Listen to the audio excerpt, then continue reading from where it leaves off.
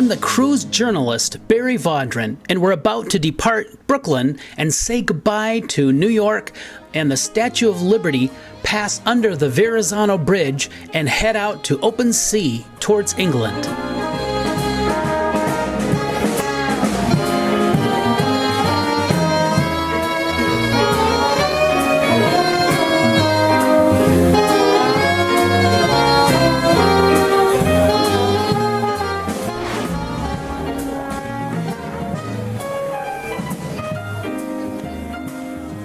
The bridge of the Queen Mary 2 has the latest in navigational technology. Many things have changed over the years. Today, the wheel is a very small wheel, smaller than your car wheel. And to actually operate the engines, you can operate them directly without a telegraph, but with directly through electronics through these devices here. This is a telegraph. Rather than just pushing a button and making the engines do something, the captain makes a command. For example, he'll say, "Ahead slow," and the quartermaster would come up here and he would move the telegraph to ahead slow.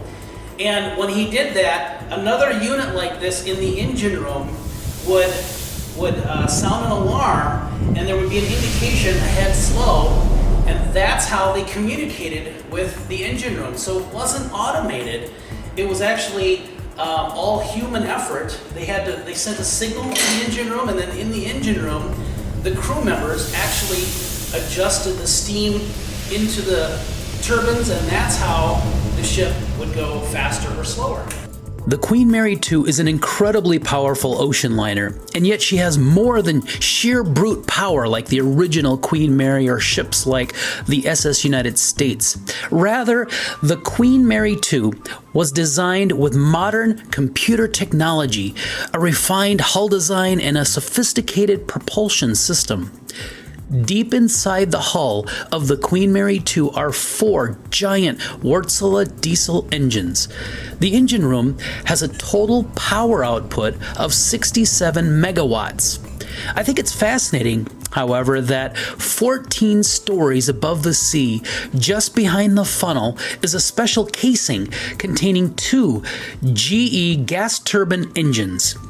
Since 1959, GE has been building gas turbine engines, starting with the U.S. Navy. So there's a tremendous level of pride at GE for the long track record, success, reliability, and efficiency of their engines. Here is Robert Hammond at GE to tell us exactly how these gas turbine engines work. And essentially what happens is the air comes into the front of the engine, it's pulled through the compressor, compressed, it's then pushed into what we call the combustor, where fuel is added and ignited. At that point, the expansion pushes the air further back into the engine, where it comes to the HPT rotor, or high pressure turbine, which then is connected to the high pressure compressor, and it spins. So right there you have a continuous loop.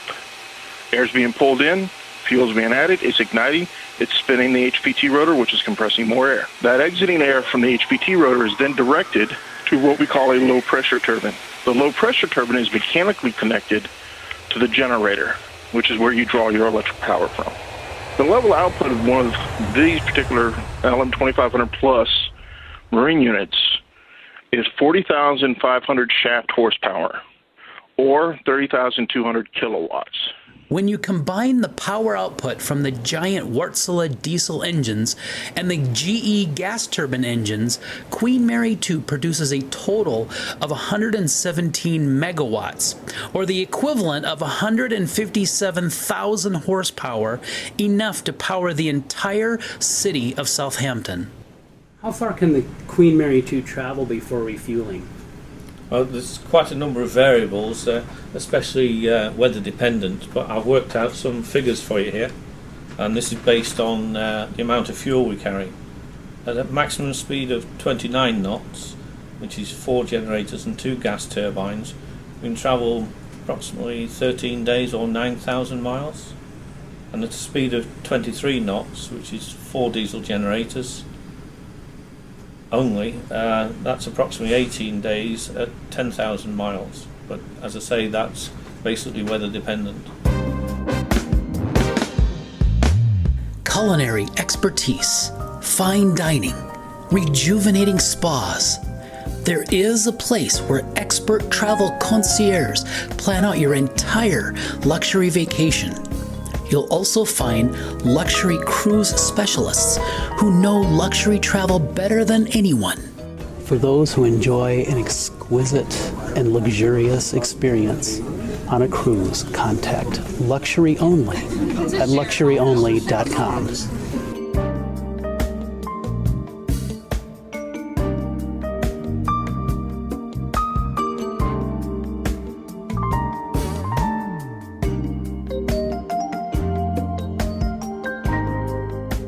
Be sure to watch this continuing series of videos featuring the Queen Mary 2 and the original Queen Mary seen in this photo passing under the Verrazano Bridge for the last time.